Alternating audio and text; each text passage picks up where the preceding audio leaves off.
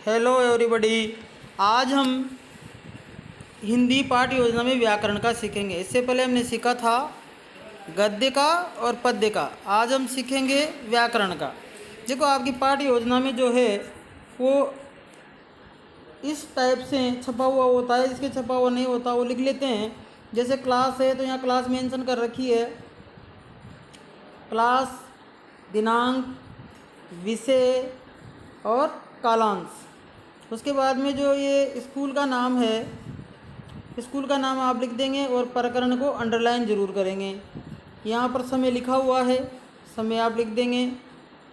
इतनी पूर्तियाँ करने के बाद में आपके आ जाते हैं फिर उद्देश्य। उद्देश्यों में भी किसी के तो विशिष्टीकरण नहीं होता, लेकिन बहुत सी जो पाठ्य योजनाएँ बनाते हैं उनमें विशिष्टीकरण का एक कॉलम दे दिया जाता है और उसमें हम लिख देते हैं। तो जो पहला उद्देश्य आपका हो ज्ञानात्मक हो गया, और विशिष्टीकरण में आपने प्रत्याभिज्ञान और पुनः स्मरण या पुनः कथन लिख दिया। उसके बाद में अपेक्षित व्यवहारगत परिवर्तन में हम छात्र, जैसे प्रकरण अपना समास था तो छात्र समास प्रकरण के माध्यम से इसका प्रत्याभिज्ञान कर पाएंगे या कर सकेंगे। भविष्य में लिखना है, क्योंकि भविष्य में करेंगे आपके पाठ पढ़ाई जाने के बाद में, तो ये जो अपेक्षित व्यवहारगत परिवर्तन है बाद में आपको प्राप्त होंगे। उद्देश्य हैं अवबोधात्मक है, इसमें व्याख्या कर सकेंगे, उदाहरण दे सकेंगे, वर्गीकरण कर सकेंगे। तो इसके पीछे जो लिखा है वैसा ही लिखा है, छात्र समास प्रकरण को पढ़कर उसकी व्याख्या अपने शब्दों में कर पाएंगे या कर सकेंगे।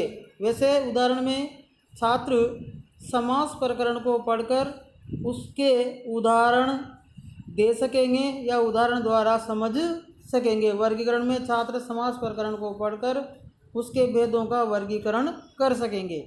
उसके बाद में अगले जो उद्देश्य हैं वो है अभिरुचि, और विशिष्टीकरण में आप रुचि लिख देंगे। उसके बाद में छात्र समास प्रकरण के माध्यम से व्याकरण के अन्य प्रकरणों को पढ़ने में रुचि लेंगे। उसके बाद में अभिव्यक्ति दो तरह की होगी, लिखित और मौखिक। उसके बारे में भी छात्र समास प्रकरण को पढ़कर उसकी लिखित अभिव्यक्ति कर सकेंगे, छात्र समास प्रकरण को पढ़कर उसकी मौखिक अभिव्यक्ति कर सकेंगे। ये यहाँ यूँ भी लिख सकते हैं कि छात्र समास को पढ़कर हिंदी की अन्य समास युक्त शब्दों को पढ़ने मौखिक रूप से अभिव्यक्त कर सकेंगे या लिखित रूप से अभिव्यक्त कर सकेंगे।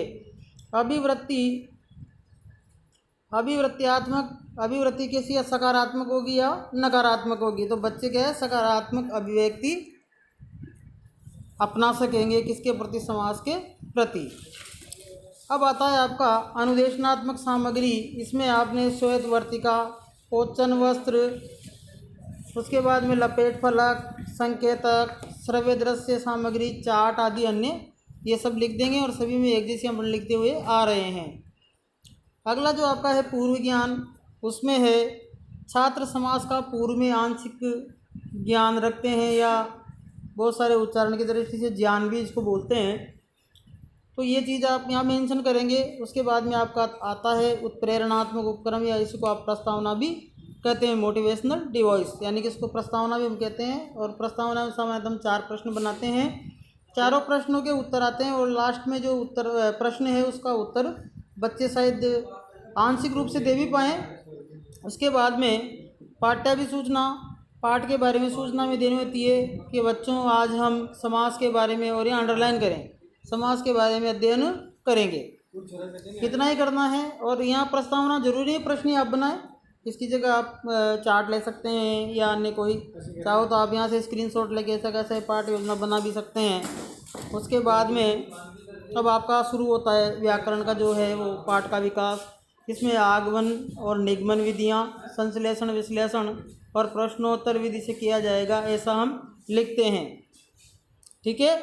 उसके बाद में शिक्षण बिंदु जो है वो विश्लेषण यहाँ दे दिया, और आपने एक उदाहरण लिख दिया, जनप्रिय, जनाप्रिय और जनप्रिय। यहाँ लिखा हुआ है वाक्य सत्य जनप्रिय है। अब इससे रिलेटेड प्रश्न आपने लिखे नीचे छात्राध्यापक क्रिया में, सत्य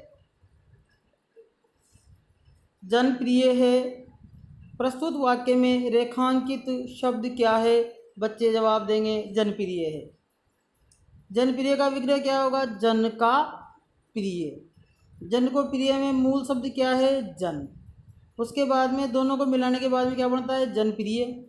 यहाँ आप श्याम पट पर लिख देंगे, ऐसा का ऐसा ही। श्याम पट पर यहाँ जनप्रिय लिखा हुआ है, लेकिन आप इसका टुकड़ों में भी लिखेंगे जन प्लस प्रिय। वैसा ही दूसरा श्रद्धानुसार। ऐसे कैसे श्रद्धानुसार के प्रश्न बनेंगे? आपको करना है श्याम पट पर भी लिखना है और बच्चे भी आपका जवाब देंगे।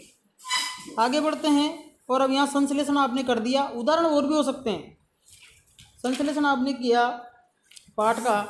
संश्लेषण में दो या दो से अधिक शब्दों को जोड़ना या संकलित करने की प्रक्रिया समास कहलाती है।